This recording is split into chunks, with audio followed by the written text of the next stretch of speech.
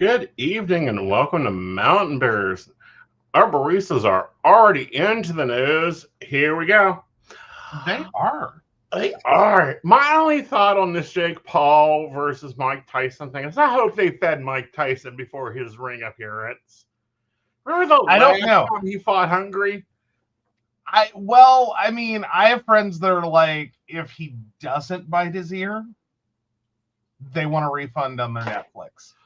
I want more than refunds. I want credited for all time spent with the advertisement.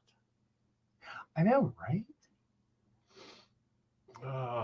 I just cannot see Jake Paul as a boxer.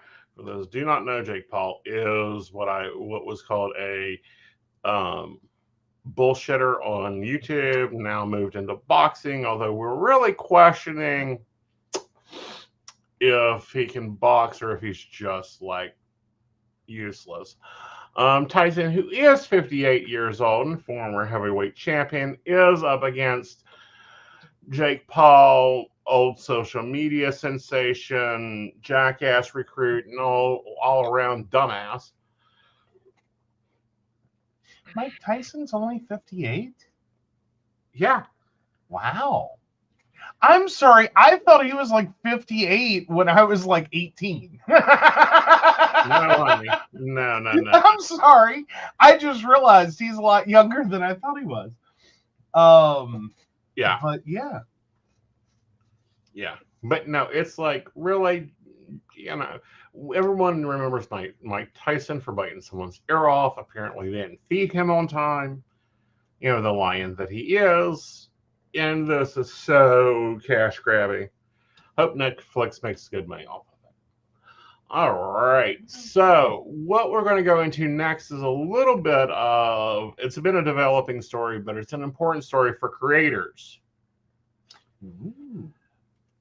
Yes. All right. So, USA. Oh, no. Sorry. I don't have the newest article yet. You're coming. I was looking for in general, and we're just going to have to go with the whole Reddit. We're going for a full Reddit. Cool. Because this is an increasing problem. Maybe we should open our Reddit. We should open a Reddit. Like I'm noticing more and more people have their own Reddit. Maybe we should open one for Mountain Bears. All right. So with that, Cafe Latte's creator account was hacked. Oh, wow. So, yeah, there's a whole Reddit. Okay, sorry, got you now. I thought you meant like a Reddit post and it was a whole process. No. We have a whole Reddit. Right. Now, I'm going to let Joe do the technical, but the apparent thing that occurred was she was checking email before coffee. This is item one of a problem. Oh, no. She clicked a link, didn't she? Yes, she did. Oh, guys. Stop clicking links before coffee. Right. Oh. Yeah. Oh, that's not cool. So already, so it looks like she has the account back. She has regained the account, but she's going to put it back in dormancy because it is now questionable on whether it is still sensitive. Because when they go in, and we've had to deal with this. We've had to fight to get some accounts back before.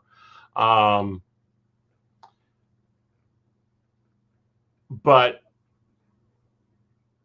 you've got to sit there, and it's a big fight. And change revenue streams and everything else. Oh, and had half her content deleted. Yeah. Oh,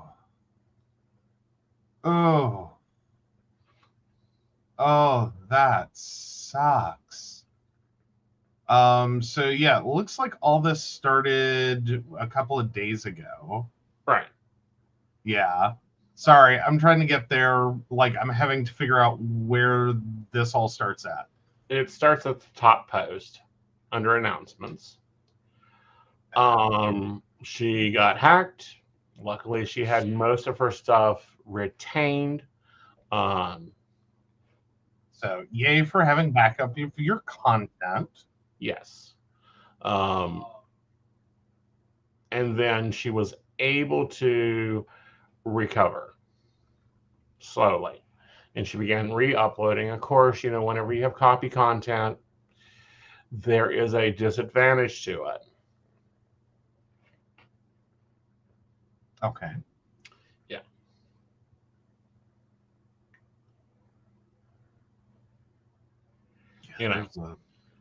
So, and then it looks like today she was able to recover her account, but still follow the new account. She's not going to be uploading to the old account anymore. All episodes will be released on the new account.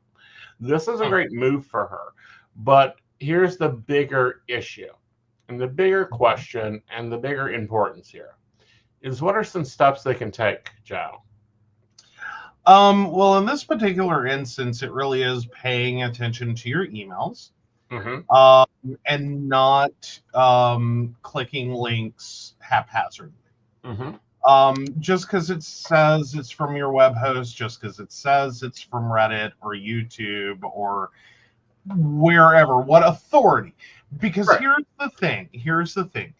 The first, there in any kind of scam situation, typically you're going to get an appeal to authority, which is, we are PayPal, we are blah blah blah, sending you an email. Right. The next part of it is usually some kind of threat or intimidation. Typically, like, your account is going to be deleted. You have 24 hours to respond, or action will be taken. It's a legal issue you need to address. It is some crisis. Correct. So the other one, which is a little less used anymore, it is basically the Nigerian prince dangle. Right. Like, we have $1 million for you, just click here. That doesn't work as well as, like, we're going to delete your account, your content's being deleted, you have copyright strikes against you, you're being sued. Those are all scam techniques. Excuse you. Excuse me. So those are all scam techniques. So when you're looking at an email and you're starting to get that kind of vibe from it, that there's a link to click, there's an appeal to authority, this is a major corporation, we are Microsoft, we are PayPal, we are whatever. We are Walmart, apparently. Okay. And there is some threat of action, you need to immediately stop. Or some dangle of, like, act now to get money. Stop. You need to start looking at the header information of that email. First, even figure out, is it possible? Right. And then you have to next stop and consider, what if it isn't? Right. And then you need to, outside of that email, do not use any of the links in the email. Do not use any of the phone numbers in that email. Do not use anything from that email. Try to go to that company directly and find a way to contact them and go, look, I've got an email that says X, Y, or Z. Right. Dear valued customer. Yeah, because we had one come through and it was from supposedly our web host. It wasn't. Yep. And theirs are actually, like, I love the ones that come in that look like they're from our web host, because right now at least, those emails typically come, if you just look at the sender on it, it's from somewhere weird. Right. Now, the other it's thing, not and the this is more a creator tip, is have a bullshit email that you use for all business. Yeah, separating out your information. And again, that requires you to be a little more awake. Right. But separating out your information so that you have an account that controls your content. Right. And another account that you interact with people on. And those have nothing in common. So if you're, and don't use your PayPal, don't use the people, use the people one for your PayPal. So you've got to be very careful about the PayPal. But otherwise, don't use that content one, or excuse me, the people one to log into content accounts. Right. You wouldn't want the same email account for your YouTube as you're putting on your website or setting as a PayPal email, because that's an easy way to take, you've got one piece of the puzzle. Right. Is this the greatest security in the world? No. Next step is you really need to turn on multi-factor authentication. Right. Especially for your major accounts. Right. YouTube, PayPal, any of those. Basically any, especially if you're a content creator. But really I'm to a point of, if you're human, you have an account, please use multi-factor. Right. I know it's a pain in the ass. I hate it all day long. Do not get me wrong. We all hate this. Right. But this is what we have to do. Right. All right. So let's move into some more interesting news. Thank you, Sky News, for this interesting article. All right. What we got? There we go. All right. So warning issued over too good to be true Brazilian butt lifts. West Streeting issues a warning to the British public to be wary of deals that seem too good to be true, following a number of women dying from unregulated overseas procedures. Ooh. And while this has been put out by Britain, it applies to everybody. The BBLs are big. Everyone is debated about who's gotten them, who's not gotten them, how to get them, and we're going to see more and more travel for healthcare. Well, but see, here's the problem, and it's it is kind of one and the same with the growing crisis. There are countries that have basically become medical tourism destinations. Like you go there for gastric bypass, or butt lifts, or surgery, gender affirming surgeries. Like, take your pick. There are countries that kind of specialize in this like vacation package, where you go, you have a medical procedure, you have a fun little trip, and then you go home. Right. All of this, in comparison to the costs in other countries, such as the UK, the US, wherever, the prices usually are a lot lower. Right.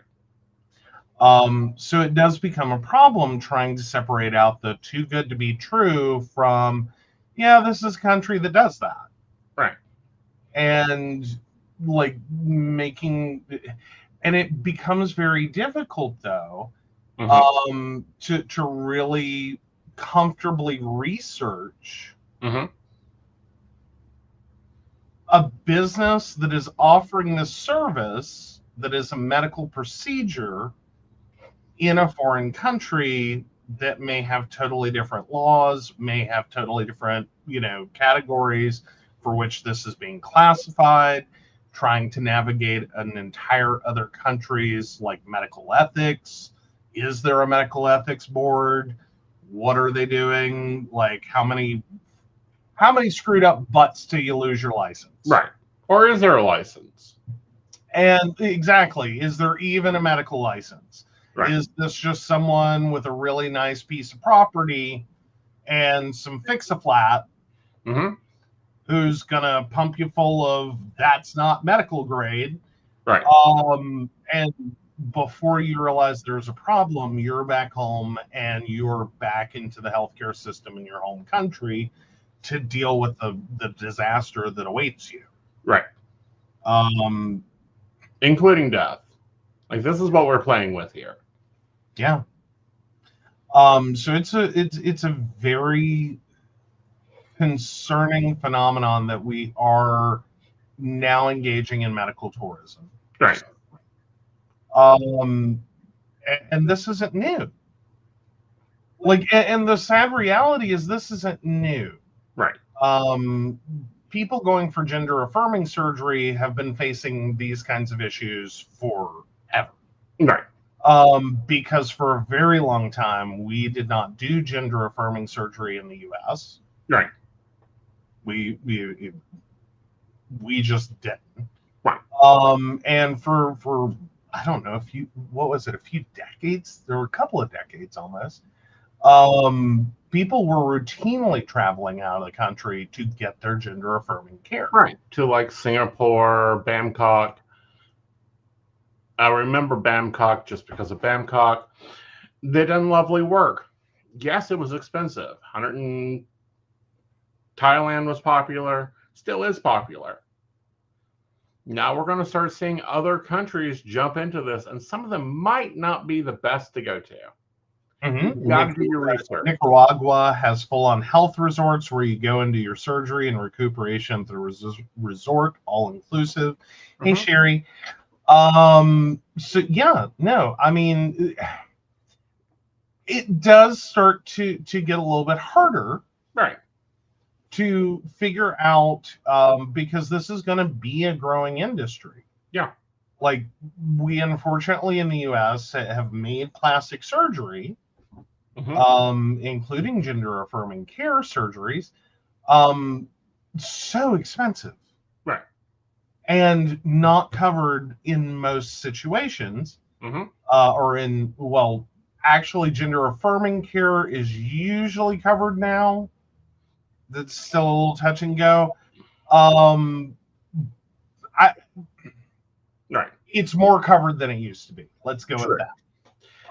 But your general, like, you want a butt lift, you want a breast enlargement, you want a new nose, and it's just because you don't like the shape of it or the appearance or the looks, or you want bigger or better or whatever, that's generally not a insurance covered item. You're dealing with a plastic surgeon on a cash basis.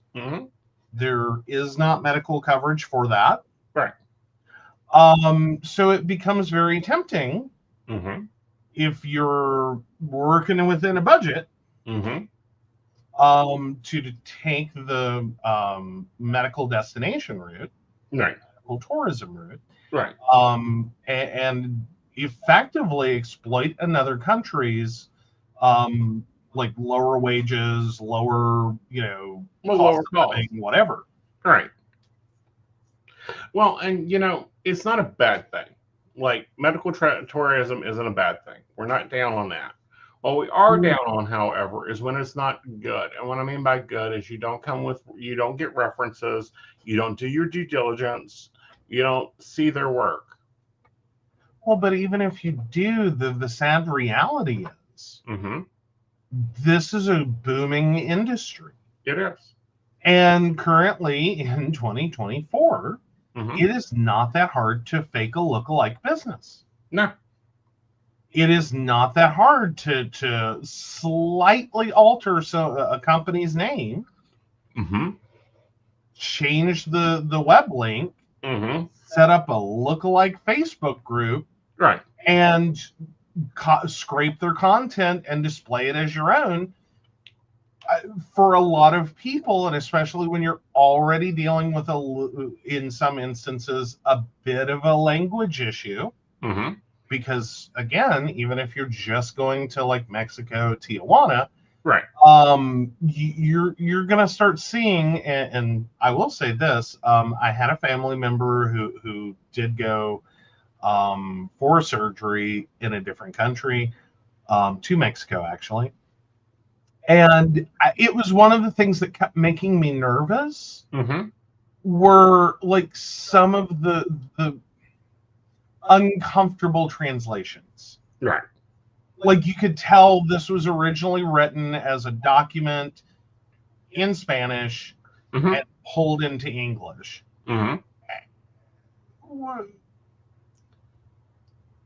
With some errors. Right. Not total like this is horrible, this is garbage, what are you talking about errors? But native speakers wouldn't phrase that way. Right. That's I mean, there's formal and then that's a really hard construct of that concept. Right.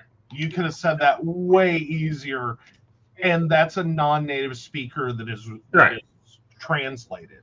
Right.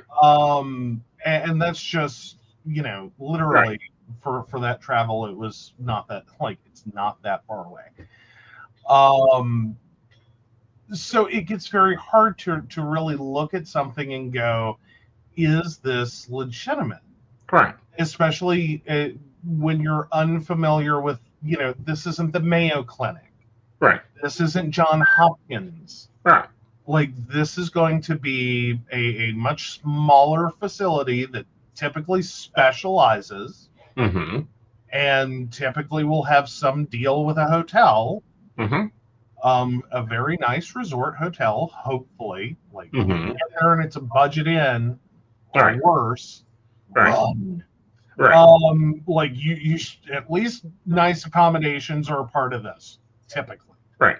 I don't think that's usually ever not a part of it. It's not that it can't be a good thing. It's just it's getting harder and harder to take people at their word and feel really confident. Right. You're going to get quality medical care and not just some weird money grab that goes through a theatrical procedure and you got to hope it doesn't kill you. True. And, looking at it, we're going to go for a very basic face tuck, Marty's Mexico, $1,300. Compared in the U.S. when that's $7,000 minimum. Like, is that even a surgeon that still has a license in the U.S.? $7,000 for a facelift? Yeah. Like, I'm sorry, I would have expected much more expensive. No. I figured that was a good, solid, 5 figures. Yeah, average cost in the U.S. is $7,000 to $15,000. Well, at least something's getting cheaper while eggs are going through the roof. True. I mean, Liper is only 10 here, but you can get it elsewhere for 25. Yeah. I mean, it's yes. Aeson's already checked out everything he wants done. Aeson's already checked this out. Oh my goodness. No. But no, I mean, it is a serious consideration. And if you're looking into this, recommendation is really important. And I know that screws over newer businesses that may be very good. But in reality, do you want to take this risk? No. That's all I'm going to leave you with. It's your healthcare, your medical tourism destination. But in the end, you really have to ask yourself, is this right a risk you want to take without a recommendation? Well, and again, get recommendations. Example, if I was going to do medical tourism, I'd ring up my brother-in-law and I would say point blank, hey, where did such and such go? Who did such and such go? And what did such and such did? Oh, wow. So Shannon says the reason we found out I like dark rum, my friend got nearly $150,000 worth of plastic surgery in Nicaragua for about 17,000 with flights. She was trying to talk me into going, and I was just like, I'm fat and I like food too much to do a gastric bypass or sleeve. Same. Actually, my problem's a little different, but we'll get into that another time. Because I'm sorry, I flat refuse. Mm-hmm. Flat refuse. Um, and I can't say there was a time that I never thought about it. Mm-hmm. Like the early 2000s, the gastric bypass and all the people that were like losing massive amounts of weight really quickly, and it's permanent, and you know, the worst you got to worry about is like the loose skin surgery afterwards. And I got brought in a little bit, Mm-hmm. and then I saw the first surgical fail. Right. Or more importantly, the first person who that screwed up their post-surgical. For me, and that was a spectacular nightmare for them. And I was like, oh no, I'm not doing this. Yeah, I will never do this. Because when you see all the really positive results, and there are so many people very happy with it, and I don't mean it's, you know, a horrible surgery and barbaric or anything that it should never be done, but I ask you to very carefully consider the other side of that, which is the risks and complications. right. And specifically whether or not you're going to do what they tell you. Right. Because if you don't, it ends badly for you. Right. But for me, it was a case I had back in nursing, and I'm like, nope, this is off the table. Okay. It was a major fail, and it was a bust fail.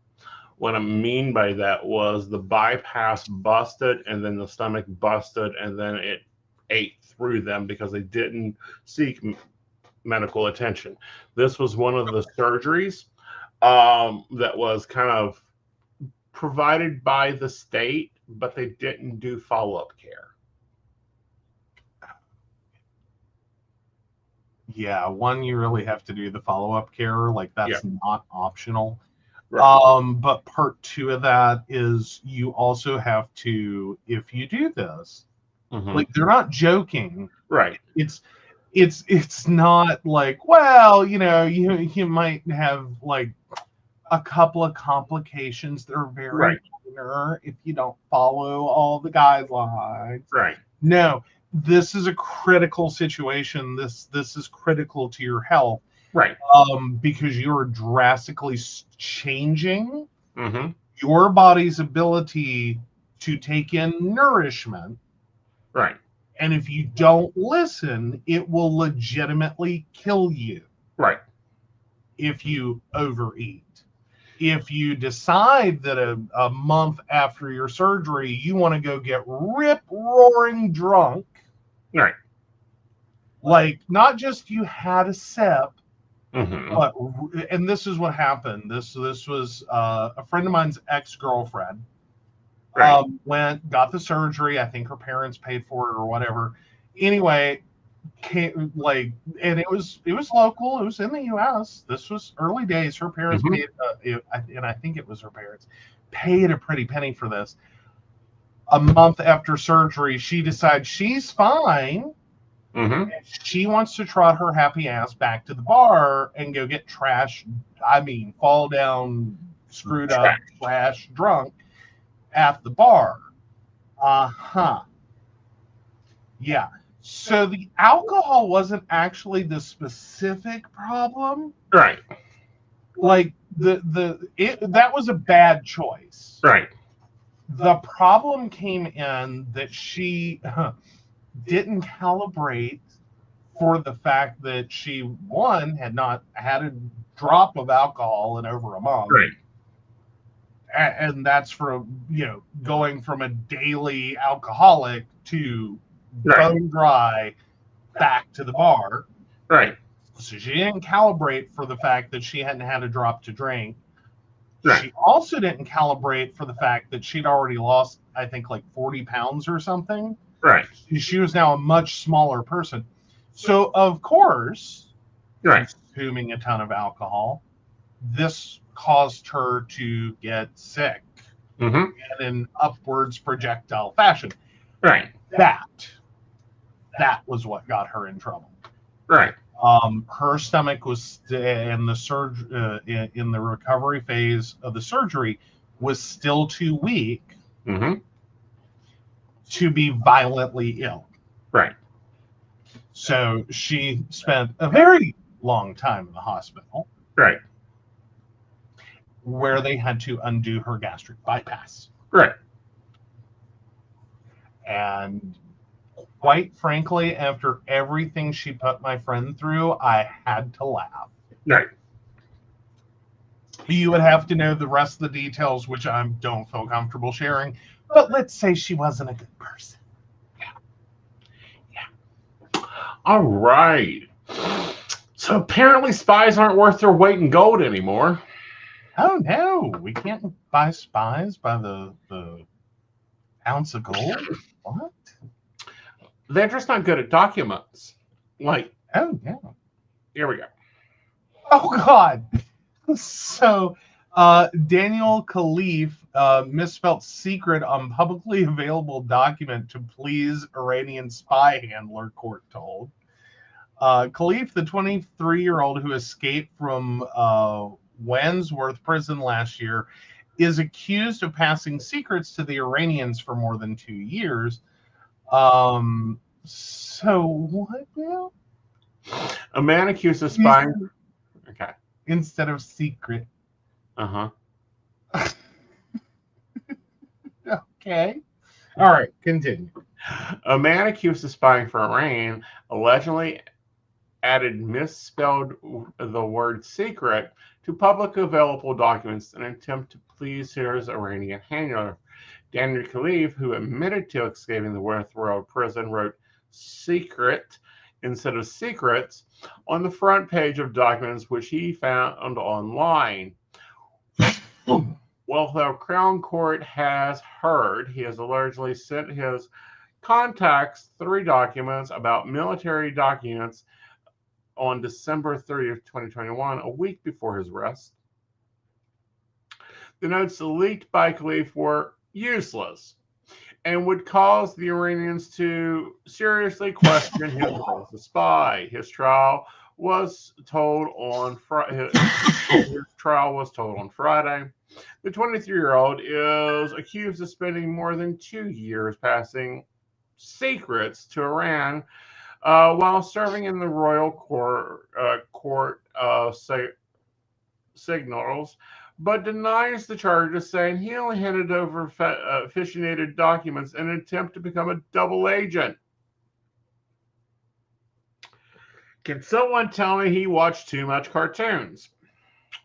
The prosecutors allow there was a step charge of Crane actively 2 years into a relationship with the Iranian where he came under pressure to provide real information. But the court was told that the documents sent by Khalif from Kingston, southwest London, was first available online, and similar documents to the others were also on the internet. He is charged their classification secret to secret, misspelled on the front page, but misspelt it on one of the documents as secrets. Literally, he switched the E and the R. Can we haven't tested for dyslexia? Leaked info would found gathering dust on a shelf. This man needs a new career. Yeah. Well, I don't know. He escaped from prison under a food catering ban on September 6th last year, causing a nationwide manhunt. Meanwhile, I want to say, like, how old is that ruse? Really? How old? escaping by, like, that's a MacGyver trick. Right. Like, is that all he's, like, is that what spy training is? I think that's what spy training is. You watch MacGyver. Right. How nice is it that prison to get catering? I know. What? Right. Like, maybe stay in. Right. The primal tardic of the... Okay, I can't speak English with this. Oh, no. All right.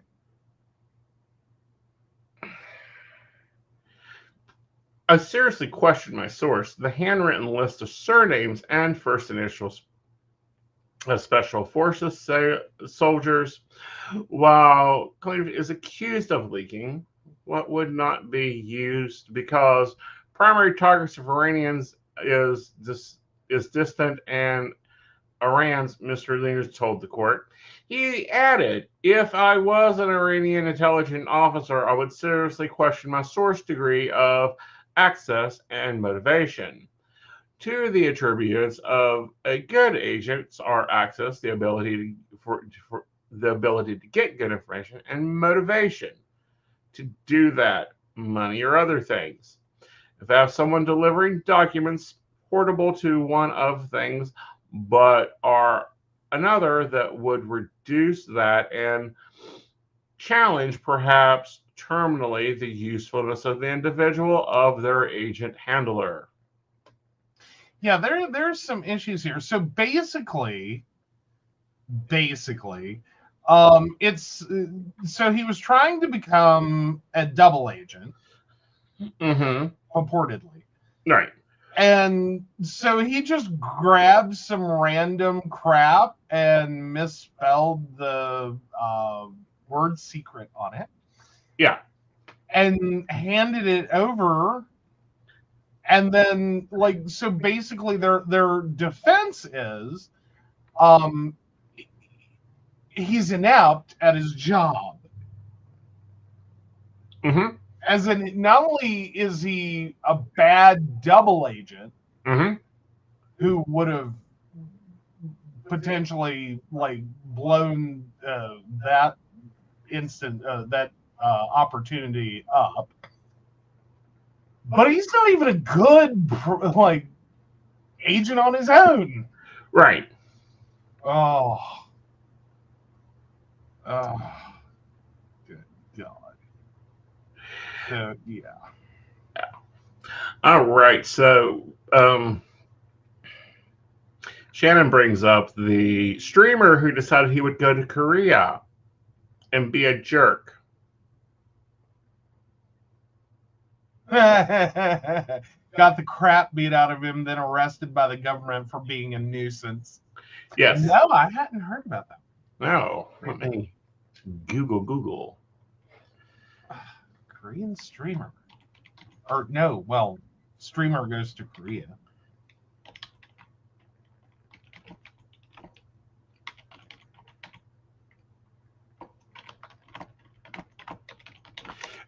I don't understand why they would do that. I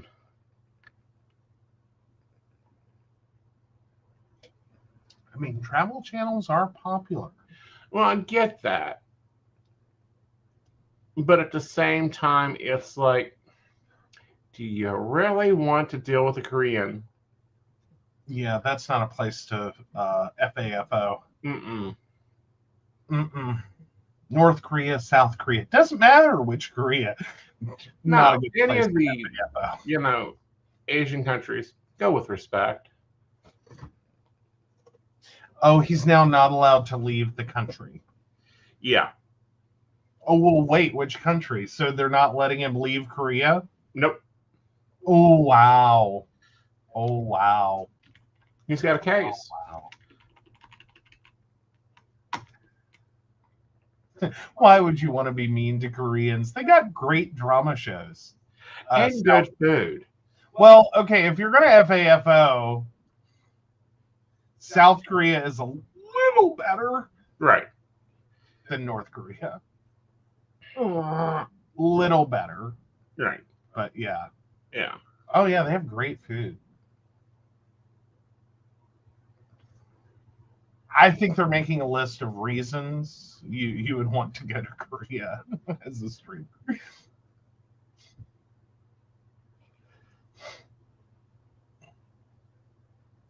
But no, most of your countries in the Asian region are really good places to go FAFO. Like, no. Lovely to travel to. Please be respectful. You know. Yes. Know your manners. Go with a tour group. Hopefully with someone who can stop you from your stupid. Regardless of whether you think you have stupid or not, make sure you go with someone who can stop you from your stupid. Because there is a lot that goes into not creating an international incident. It's a lot more nuanced than you'd think. Yes, and we already are assholes in the world. Coming to you. There are apparently a few of these. Yeah, so Shannon said one of my online friends told me she paid like $5 to get her vision checked and paid like $15 to get new glasses, frames, and lenses all in. I was just like, my glasses are $400. Oh yeah. But points out, don't brag. You're gonna be purposefully respectful and film it, then have a shocked Pikachu face when you start getting jumped because the streamers put a bounty on you for it. Oh my. So, American live streamer indicted in South Korea over offensive antics. You'll have to take it from here. Okay, so a spokesperson for a Seoul prosecutor's office said Ramzi Khalid Ismail, popularly known as Johnny Somali, will face trial and is banned from leaving the country. So Seoul, South Korea. South Korean authorities indicted an American live streamer known for his offensive stunts abroad, accusing him of causing a commotion at a convenience store, prosecutors said Wednesday. Ramzi Khalid Ismail, 24, better known by his online alias Johnny Somali, is a live streamer who hurls provocative and offensive insults while he travels abroad, including in U.S. allies South Korea and Japan. A spokesperson for the Seoul Southern District Prosecutor's Office told reporters Wednesday that Somali will face trial and is also banned from leaving the country. He is not detained, however, the spokesperson's office said. South Korea often imposes travel bans when there's a flight risk. Somali, whose streams often involve desecrating monuments and harassing local residents, has been banned multiple times from various social media platforms and currently streams on Rumble, a live streaming platform with looser moderation policies than Twitch, another popular live streaming platform. In videos Somali posted on Instagram last month, he appears to be drinking alcohol in a convenience store where he pours instant noodles on a table before he cleans it up. The video is no longer available on his YouTube channel. Somali has drawn outrage in South Korea over his behavior around the Statue of Peace in Seoul, also known as the Comfort Woman statue, which commemorates the tens of thousands of Korean women who were forced into sexual slavery by Japanese forces during World War II. Video still available on Rumble shows Somali kissing the statue, printing out a picture of himself kissing it, and then showing the picture to passersby in Seoul. He later apologized, Agence France Pierce reported, saying he was unaware of the statue's significance. I'm stopping. No.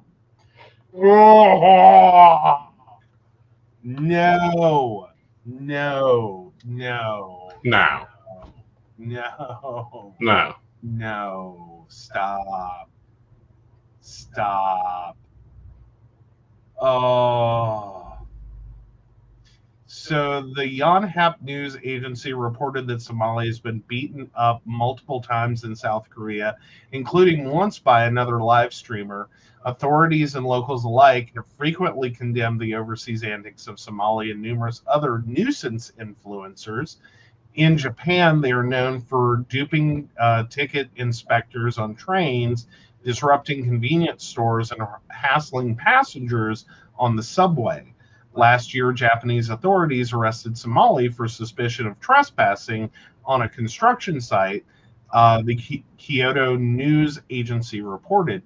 He also mocked Japanese commuters over the U.S. atomic bombings of Hiroshima and Nagasaki at the end of World War II.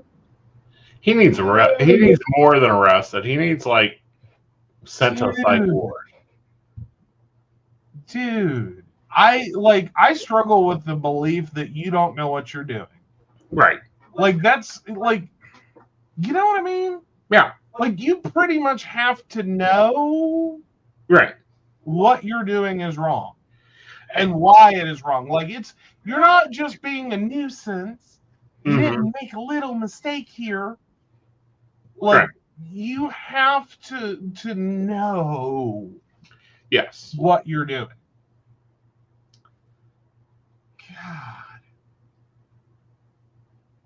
God. Oh. It's insane. That is insane. So add to the list of don't do that. All right, let's pop over and take a look at this for another don't do that. Oh, fair enough. Oh, yeah. I read this story this morning and thought, dear goddess.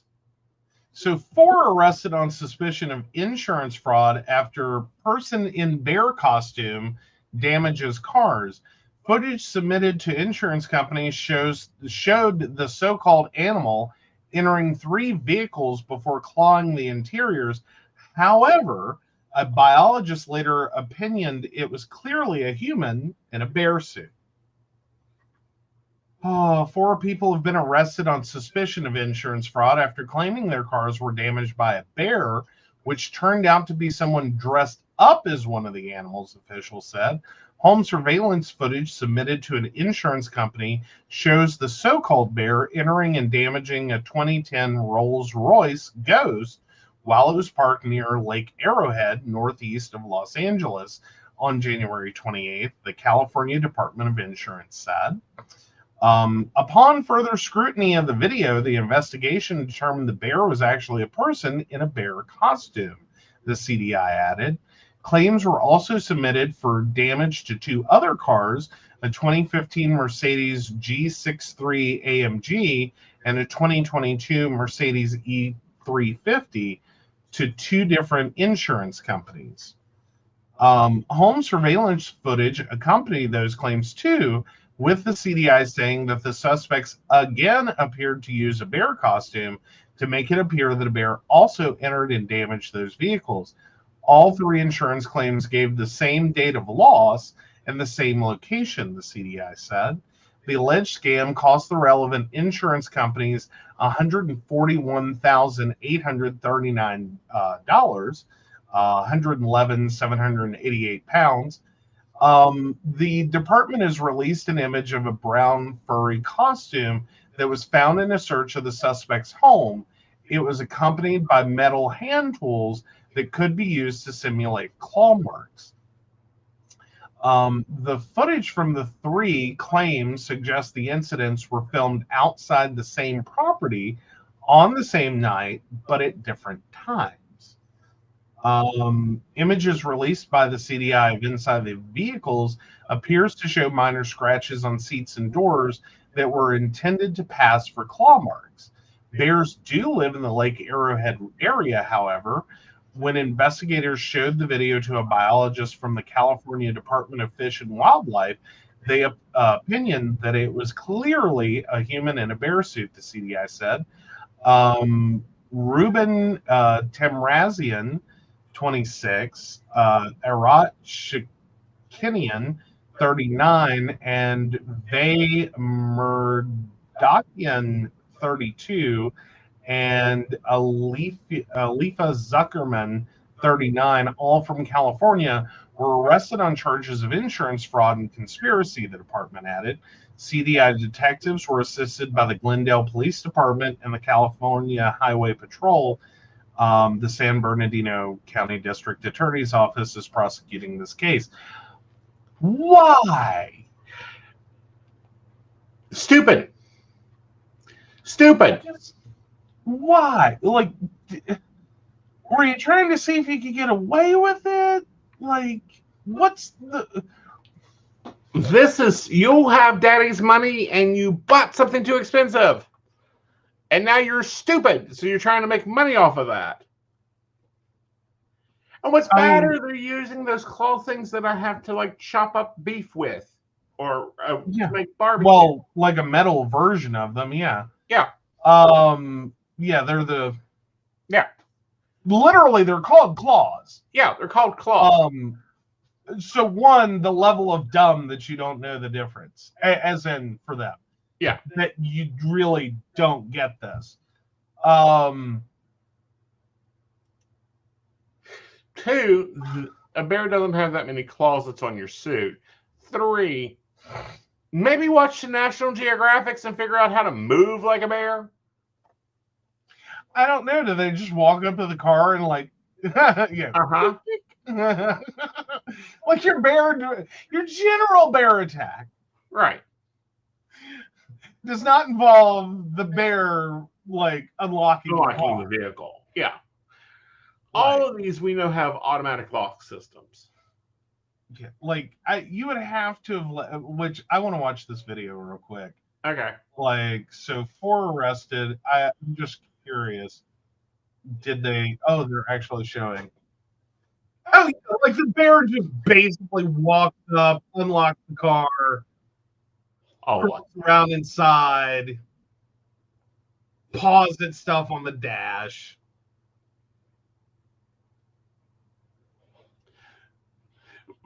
We gotta share this. Yeah, this is garbage. All right. This is garbage. All parked in the same spot. Mm-hmm. So you can't, like, the first video is the only one you can really see, like, it looks like the bear friggin' opened the door. Right. I'm not saying that a bear could never open a door. I'm just saying it's going to be more accidental than intentional. And typically, you're more likely to see the bear bust the window out. All right. Opens the door. How kind of him to open the door. Notice the arm movements. Yeah, just kind of pause at the steering wheel. Yeah.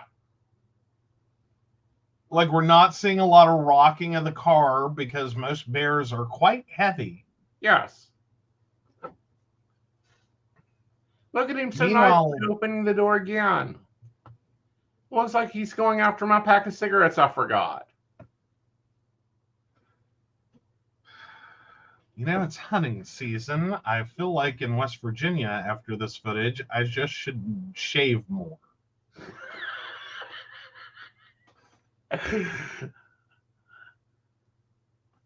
Like, if this was what passes for a bear, like, I don't even think you have to be a biologist to sit here and be like, that is not a friggin' bear.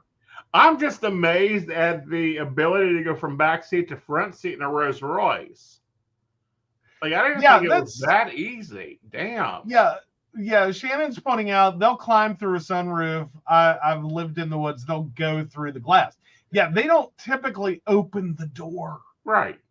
I mean, now, is it possible after they've smashed the glass that they may grab the door? Yes, because bears are strong. Yeah.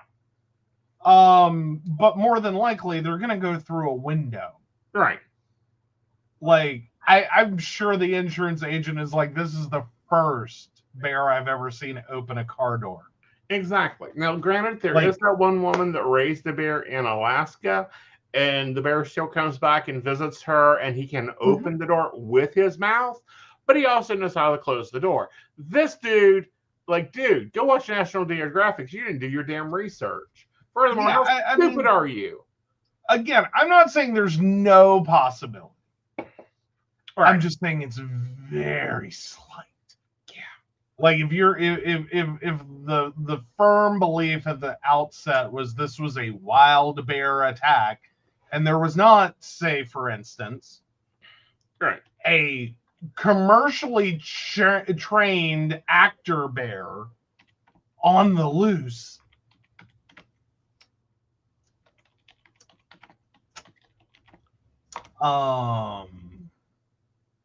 Yeah. Sounds probably. Oh yeah. So Brenda says I saw a video of one that opened a door by accident pawing at it. You could tell the bear was like, "What the fuck?" It actually backed up before looking inside. Yeah. Here we go.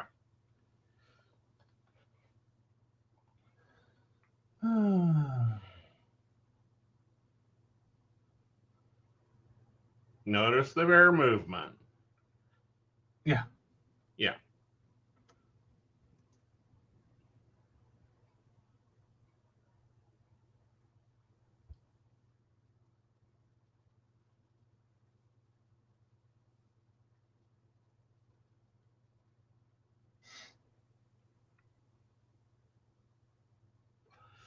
Looking around, being kind of slow moving. Bears aren't fast. We don't run. Like, I mean, were they trying to make is this what happens when you watch the Cocaine Bear movie and you're like a bored rich kid? Only if you're, on the cocaine. I mean, fair, but yeah. Because there's a whole movie about and it highly dramatized. There was an event where apparently like either it crashed or cargo was dumped, like a crap ton of cocaine dropped in a forest, and apparently a bear got into it. Right. And then they turned this into a movie. Right. And apparently sincerely embellished. Right. What all happened? Oh, Shannon's had more experiences with bears. Like, get a spark plug and put it at the end.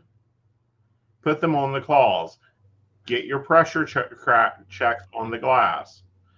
When there was a bear at work, I was in the parking lot and some bears came from behind the dirt pile. I kept walking like I went in and said, "There's bears outside." They thought I was kidding till a bunch of the people came in screaming and freaking out that there was bears in the parking lot. My supervisor said, "I thought you said if you were running, there'd probably be a bear chasing you and we should run too.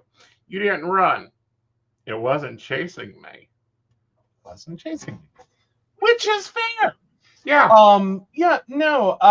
Though sometimes I do have to say that you do have to watch the tone with which you deliver some news.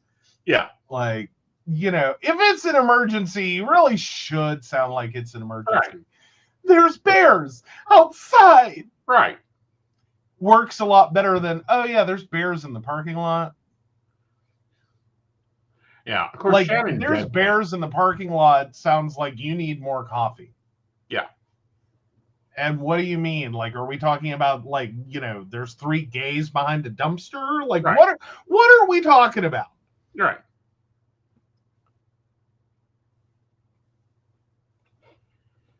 Insanity. Well,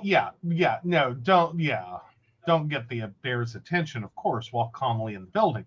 I'm just saying, once you're in the building, damsel on a railroad track. Yeah. Damsel on a railroad track is somewhat necessary. Not really. If they're just out there loafing around, playing in the dirt, trying to figure out if they're going for Burger King or Hardee's for dinner, what's the big deal? Well, the big deal is you have other people, like she's talking about, that are going to freak out. They're not going to calmly react to 3 bears in a parking lot. Deciding what to do dinner. Exactly. Like, Other people recognize that, but not most people. Right. Yeah, pray runs, walk calm. I'm with Brenda too. With a little sachet. Do what now? With a little sachet. No, don't sachet. Okay. All right. Don't sachet. All right. Let's take a break and figure it out if you're the asshole, shall we? All right. Love diving into metaphysical topics, psychic insights, and lively discussions? Now you can help keep the conversation going. By becoming a Patreon supporter of The Psychic Coffee Shop, you'll gain access to exclusive content, behind-the-scenes insights, and special perks just for our patrons. Join our community and ensure that your favorite psychic show continues to thrive. Your support helps us bring more enlightening episodes, special guests, and deep dives into the world of the unseen. Become a patron today and enjoy a cup of wisdom with us every week. Click the link to join the baristas and unlock exclusive content. Thank you for your support. Unlock your full potential with Aeson Knight's life coaching. Are you ready to take control of your life and manifest the future you deserve? Aeson Knight, a seasoned life coach and master psychic, is here to guide you on a transformative journey.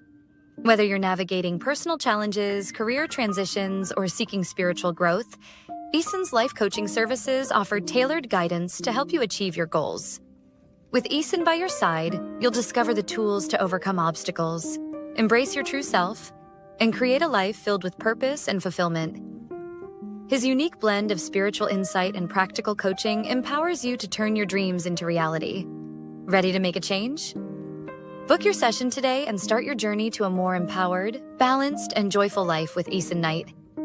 Click the link to schedule your first session and step into your power.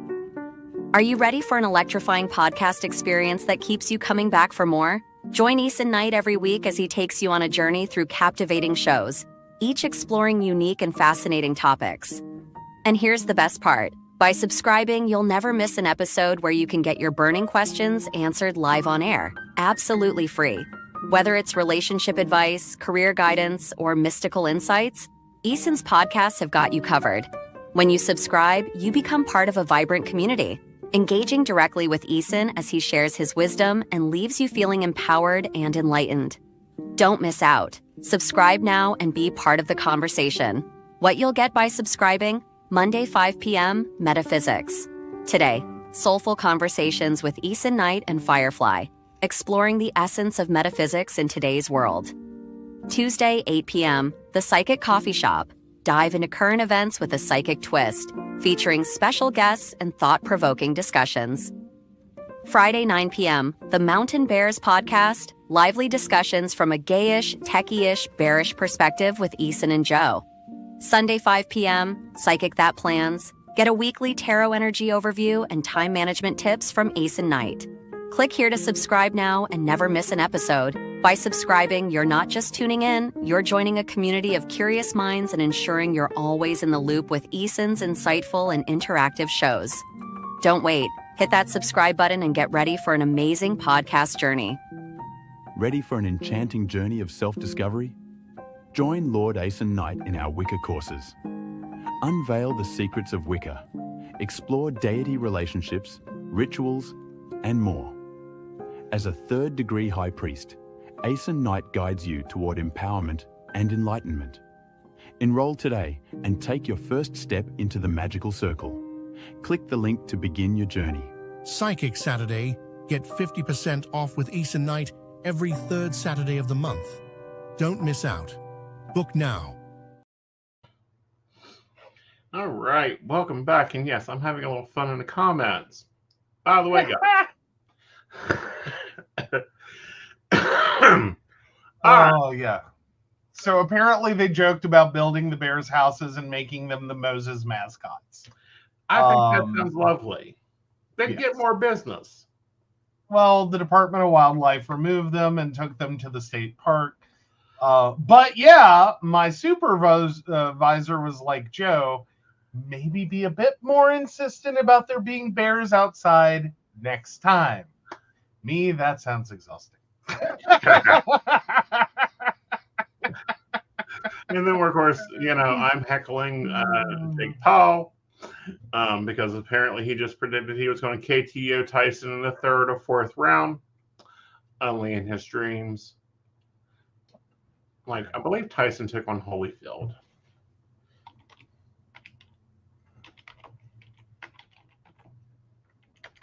I don't think that went well for Tyson.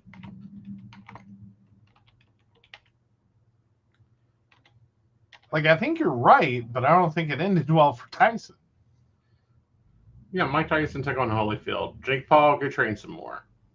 Yeah, really.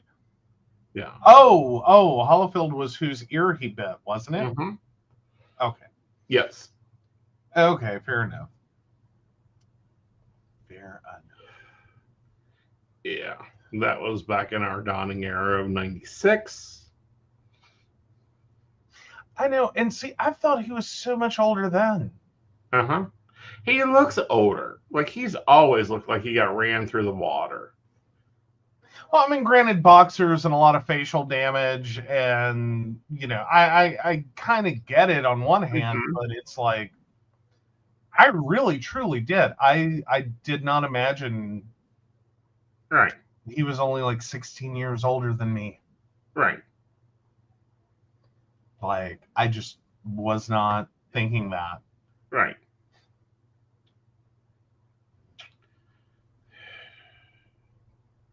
Well, yeah, he's ancient for a boxer. That is true. Yeah. Most people are out of the career by now. Yeah. What I want to know is why.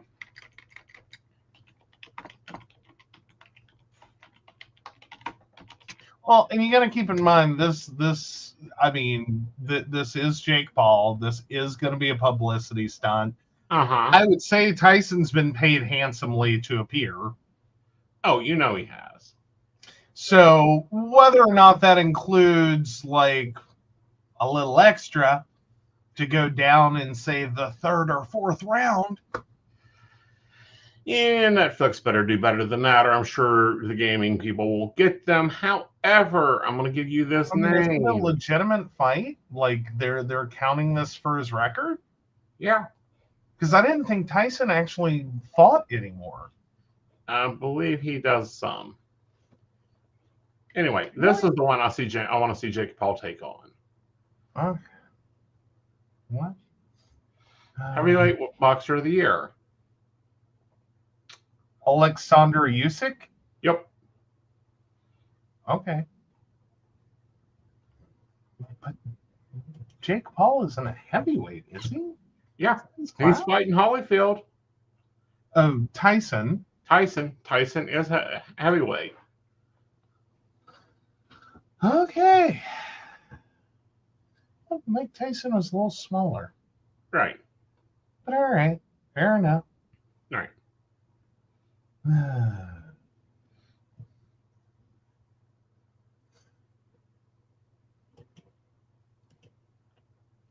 Yeah. All right. So plead your case. All right. This is going to be a controversial one. Would I be the asshole for not deleting my son's baby pictures?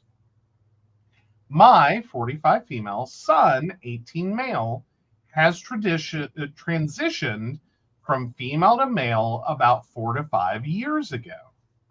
I myself thought it's a little too early to start transitioning, but I didn't say anything and decided to be supportive. After all, that's my child. Anyway, a few days ago, my son saw me scrolling through my camera roll and yelled at me because I was tearing up at his baby pictures where he was still dressed extremely femininely and was obviously a girl. I wasn't crying at it because he isn't a girl anymore. I was crying because time flies. He told me that by keeping those pictures as memories, I am totally disregarding the fact that he is no longer a girl and I am transphobic. Info, at the time I was looking at the pictures, my son wasn't near. I would never look at those around him because that's a big boundary of his. Edit, I don't appreciate the backlash on my son. Please keep those harsh opinions off of him. My heart was saddened by this because that is the last thing I will ever be. I have open arms to anyone and everyone. I personally believe that it's not fair for me to delete the photos because those are some of the only memories I have of him when he was an infant kid. Please give me some feedback if I'm the asshole or not, and whether I should delete them. All right. Like I said, a little bit controversial. It's going to be controversial. What's even worse is my controversy over this. You might be surprised. Oh, believe me, that Joe Knight at aesonknight.com is where all complaints go to. Feel free to move them there. Here's my opinion. That soul has had two lives. Erasing one life also erases the other life. However, I don't look at my tombstones. They shouldn't have to either. Those files go into a private device for you. They don't even need to know they exist unless they ask for them later. Okay. I'm like, I don't think you're the asshole for not deleting the pictures. Right. And I think this is one of those topics in like the trans sphere, right, of topics that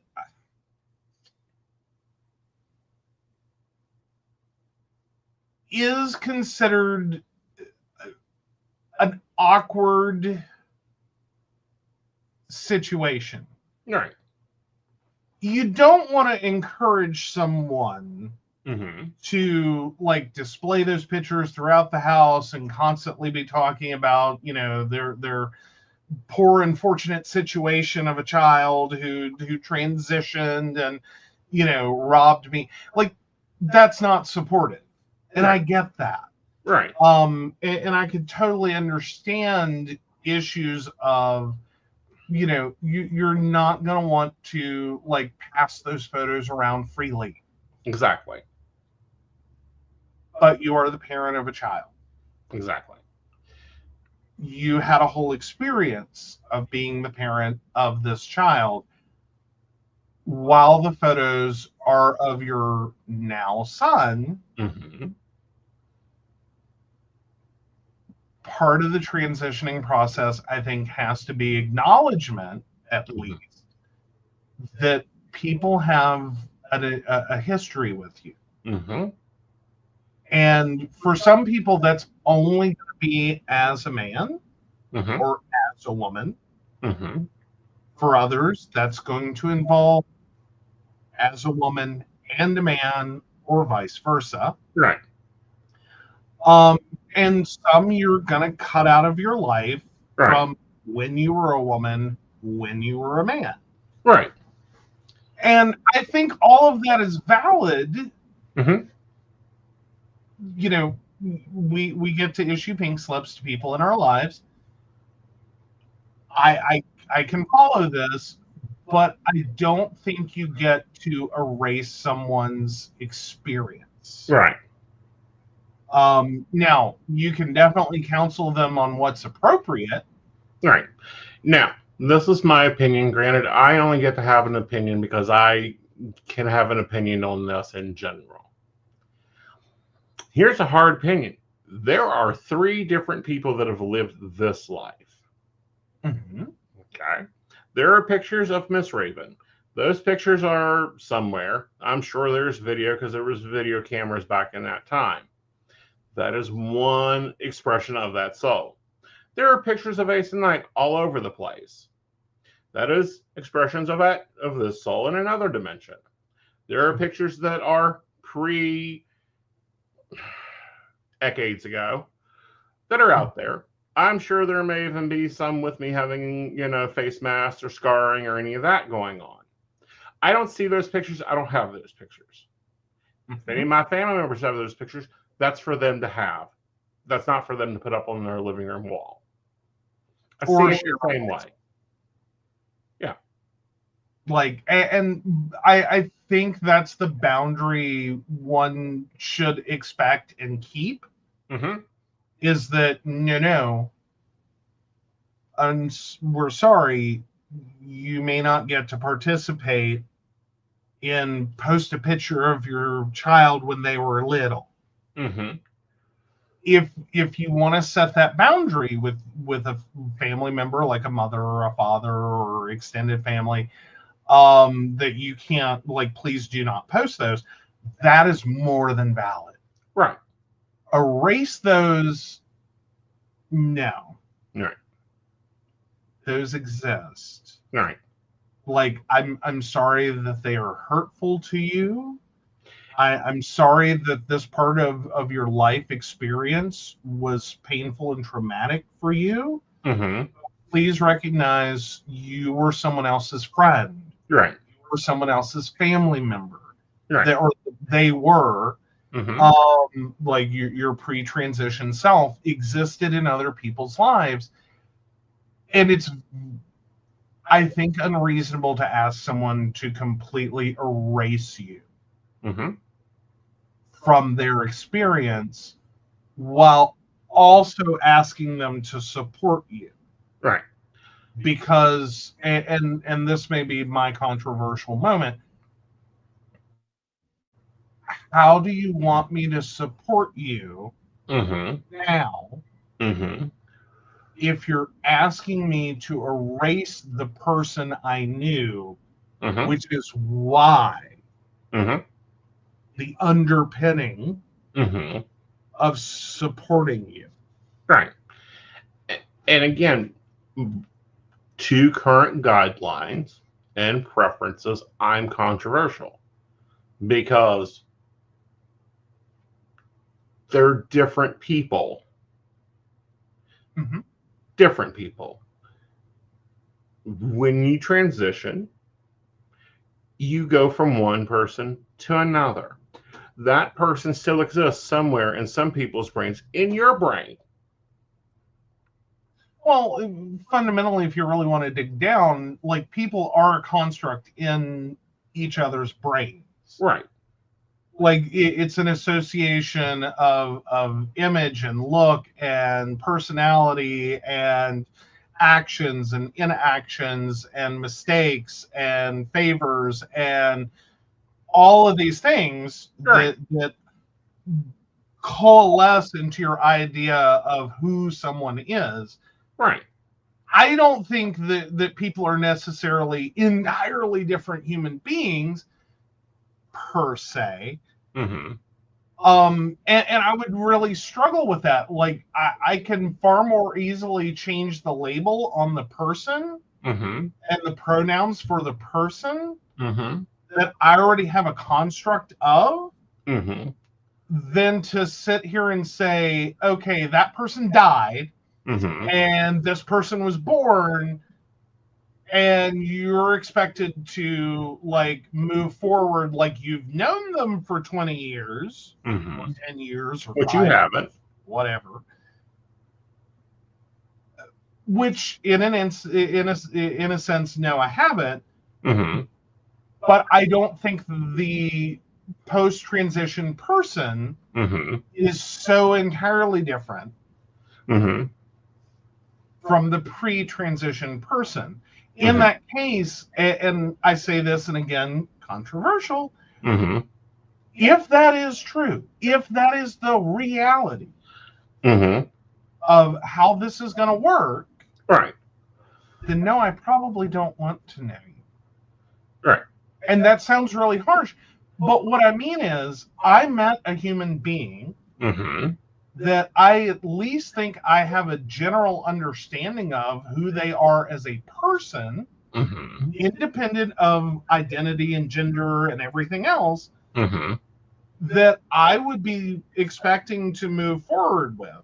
Now, if you're going to transition and you're just scrap all of that, then I lost a friend. Right.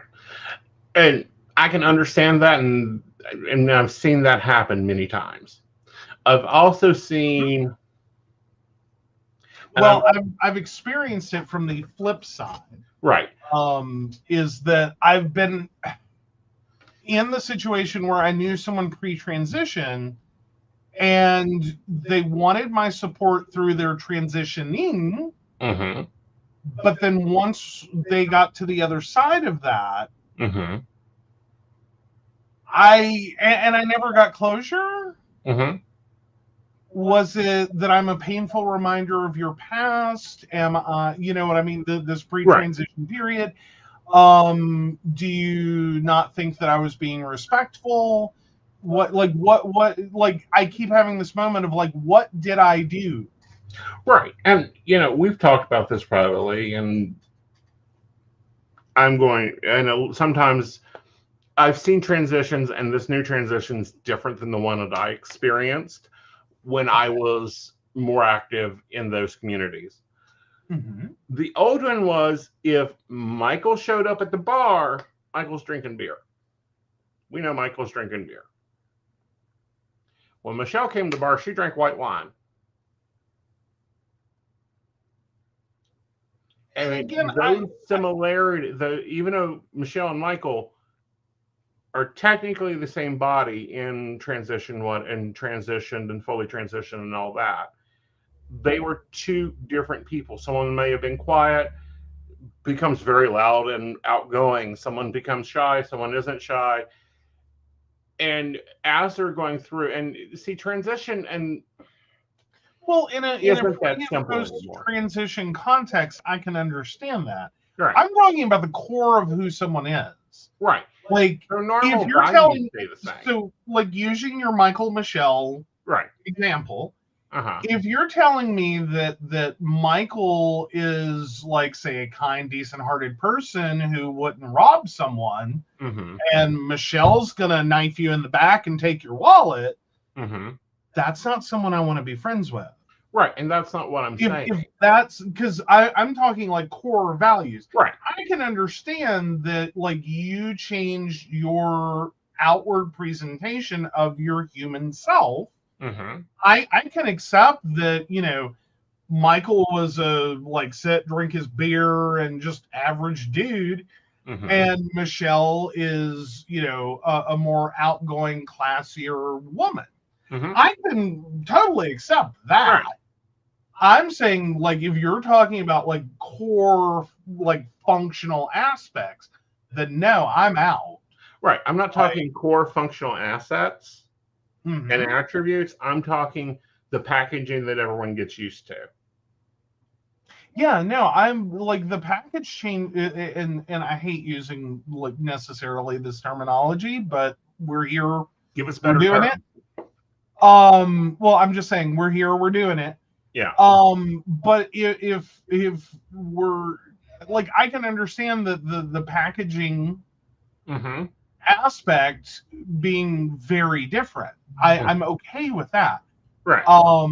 But what sometimes gets expressed is like this idea that, like, no, these are wholly different human beings, and I'm like, well, if that's true, we're talking about a change in core values, and then it's, no, I don't have a friend. Right, and it's not the core values that people often change normally. But I'm going to say probably the first 5 to 7 years after transitioning, full transitioning, you know, there is a large rediscovery of personality. There is a large rediscovery of people. There's a large rediscovery of weird stuff. Well, yeah. And what I mean by weird, I'm not saying odd or abnormal. I'm talking like they don't like green vegetables as male. When they get to female, they're a vegetarian because they have to rediscover that. The other problem comes in is learning to, and I'm going to pull some new age terms in here, learning to love that inner child, learning to love that history, learning to see that history led to this history. And I think that we're not to that conversation yet. Well, and this is why I kind of chose this one, is I think that, like, when do we get there? Because I'm assuming 18-year-old male who transitioned 4 to 5 years ago. Mm-hmm. I would assume, and maybe this is wrong, and I'm totally willing to accept that. 4 to 5 years sounds like you would be like on the other side. And I'm not saying that surgically. I'm just saying in general, like you have transitioned in my assumptive. Right. And I would understand this more as like an early transition period where like you are really traumatized by your past, and you're having a really hard time with that. And so that you might jump to this kind of request. Right.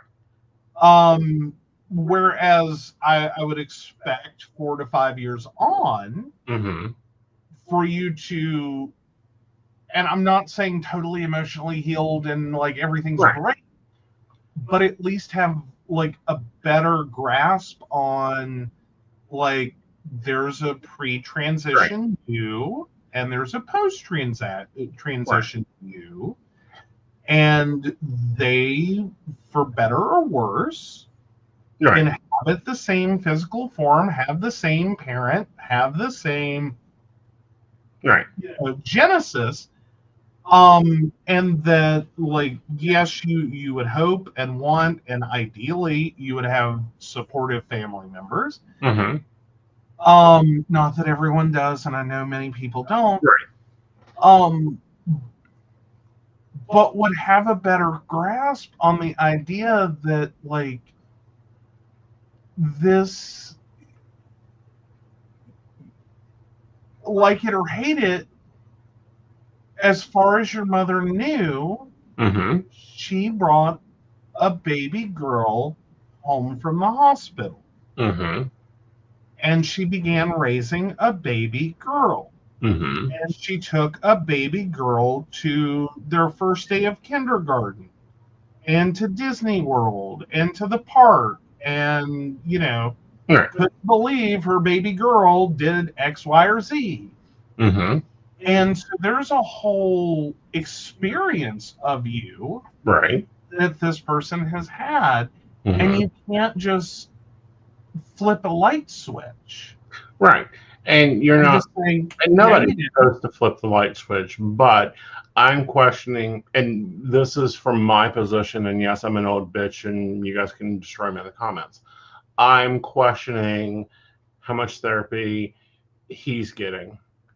I'm questioning how much inner work he's doing to adjust with the past, to make peace with the past, to also figure out the future.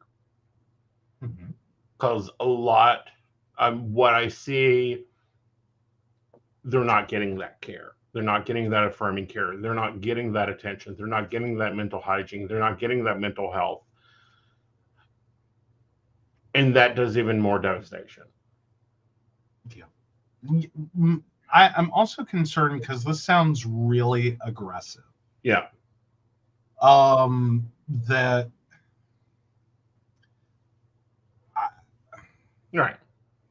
like this is back you into a corner, make a demand, and then name call you, and shame if you don't do it, and it's like it's very over the top. Like I again would more expect this out of a younger teenager, earlier in a transition. And that's why I'm like, okay, what are we classifying transitioning? Because it's not a one-stop, Tuesday, make a hair appointment, Wednesday, go shopping, and we're done. This is a process. Well, and I think Brenda makes a great comment. My mom, mom might not even be thinking baby girl. It may be this is a picture of my child on their first day of school, my child X's experience. And to be clear, I think you're right, and that is like the mom's mentality. But for this ability to like conceptually talk about it, I did go ahead and gender. because that is ultimately where the problem comes in, is that mom didn't raise a gender-neutral child who will decide at some point in the future what gender they are. Right. Their mom, OP, went with, well, this is what you handed me. Right. This is a baby girl. You wrapped her in a pink blankie with a little pink cap, and you handed me a baby girl. You stamped female on a birth certificate. I walked out of here with a baby girl. I raised a baby girl for, it sounds like, 13 years. Right. As far as I knew, at least up to a point.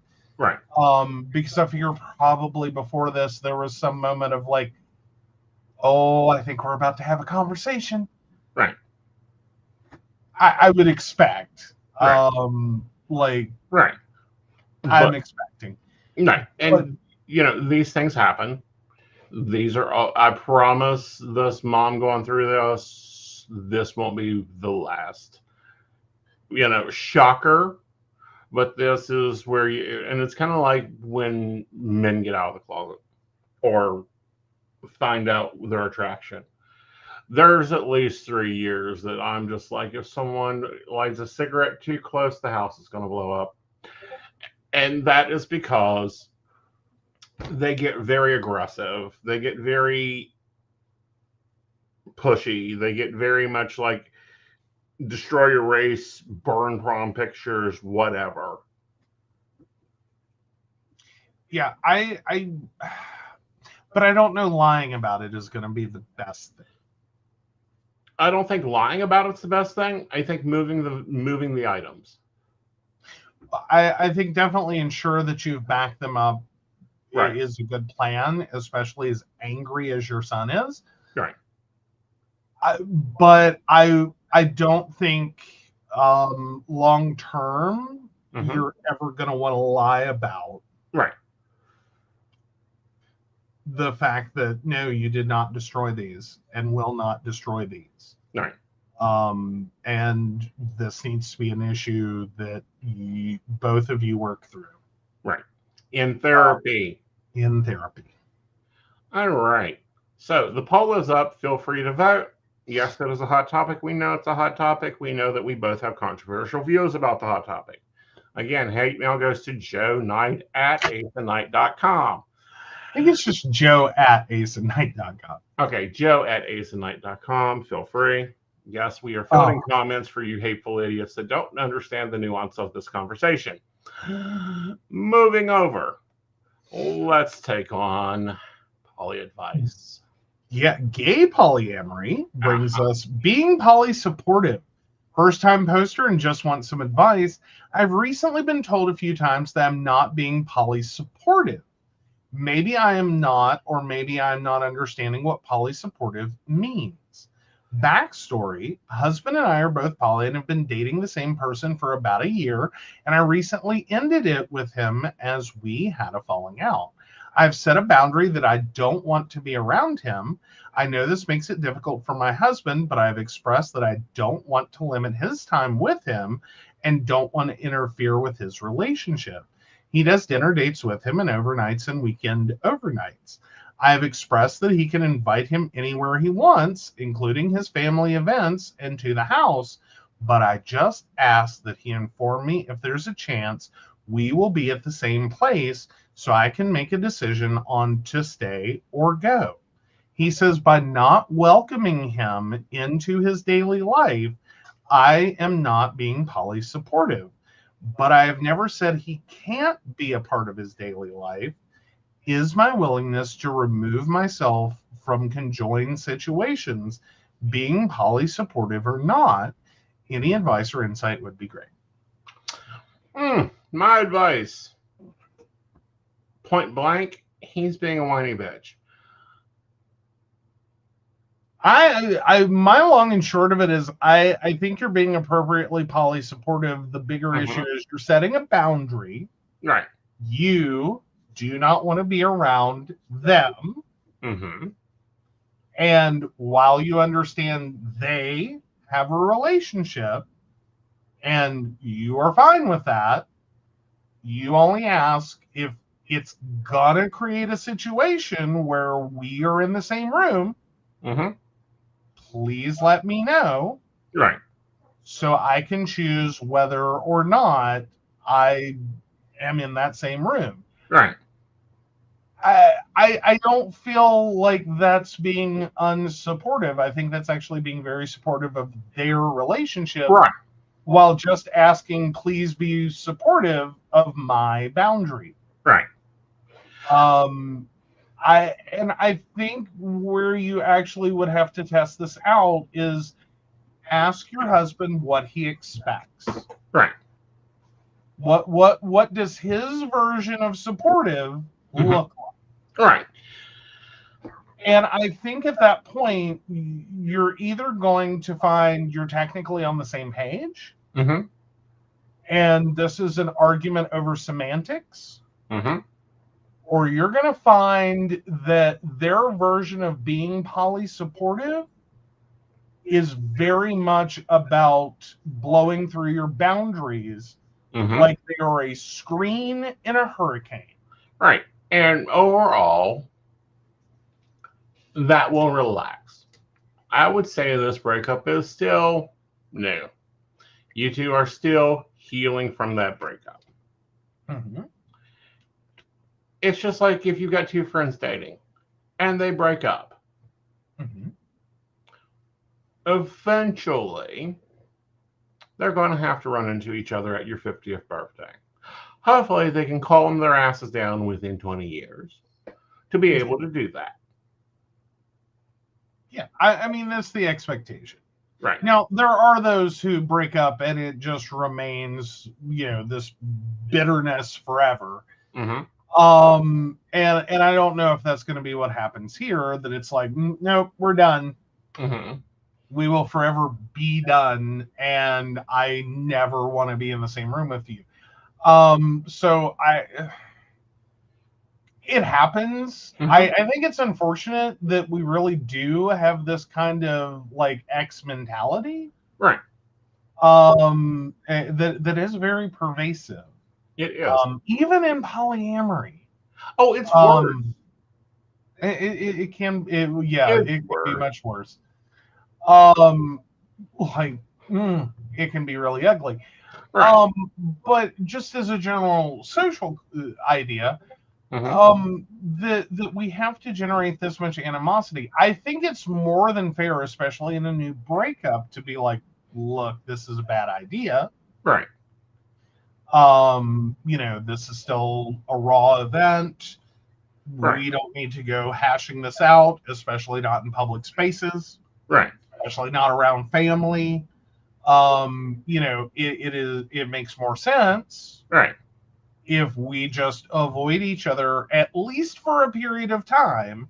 Right. Until we can both get on a much steadier footing with each other's existence. Right. And each other's situation. And oh yeah, you're breathing and still on this planet. Damn, the assassins failed.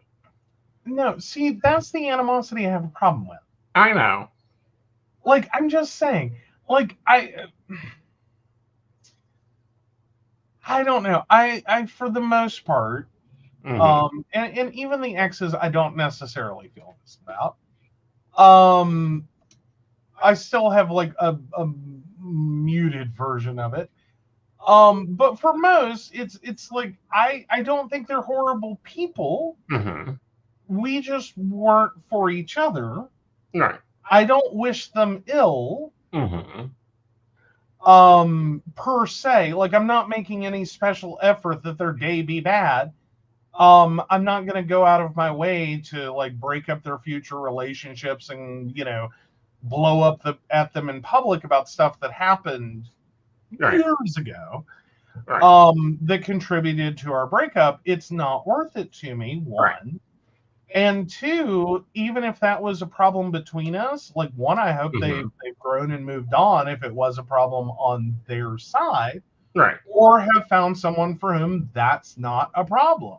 Right. Now for the ones, it's a short list that I think their problems were more on their side and more, negative. Right.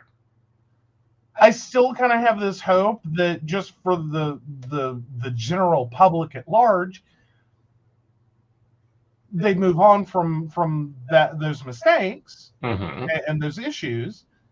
And while I might, in certain circumstances, maybe warn someone, right, I would probably want to issue it more as a heads up.